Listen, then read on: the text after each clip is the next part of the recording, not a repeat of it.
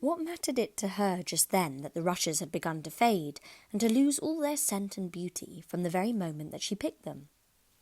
Even real scented rushes, you know, last only a very little while, and these, being dream rushes, melted away almost like snow as they lay in heaps at her feet. But Alice hardly noticed this. There were so many other curious things to think about.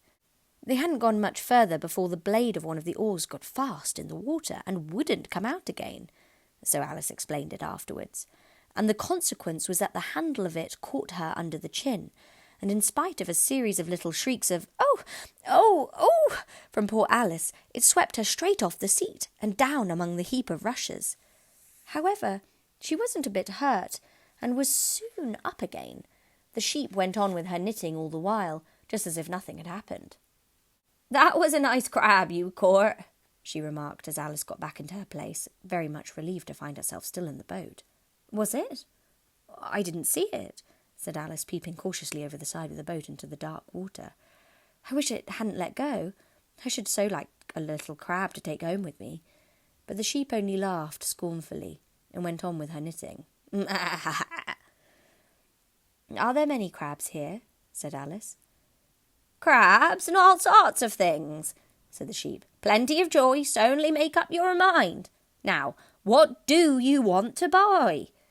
"To buy?" Alice echoed in a tone that was half astonished and half frightened, for the oars and the boat and the river had vanished all in a moment, and she was back again in the little dark shop.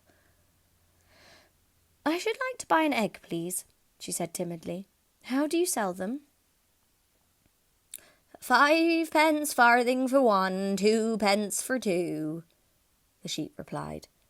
"Then 2 are cheaper than 1, Alice said in a surprised tone, taking out her purse. "Only you must eat them both if you buy 2, said the sheep. Then I'll have 1, please," said Alice, as she put the money down on the counter, for she thought to herself, they mightn't be at all nice, you know. The sheep took the money and put it away in a box. Then she said, "I never put things into people's hands. That would never do. You must get it for yourself." And so saying, she went off to the other end of the shop and set the egg upright on a shelf. "I wonder why it wouldn't do," thought Alice, as she groped her way among the tables and chairs, for the shop was very dark towards the end. "The egg seems to get further away the more I walk towards it. Let me see. Is this a chair? Why, it's got branches, I declare. How very odd to find trees growing here. And actually, here's a little brook. Well, this is the very queerest shop I ever saw." So she went on, wondering more and more at every step, as everything turned into a tree the moment she came up to it, and she quite expected the egg to do the same.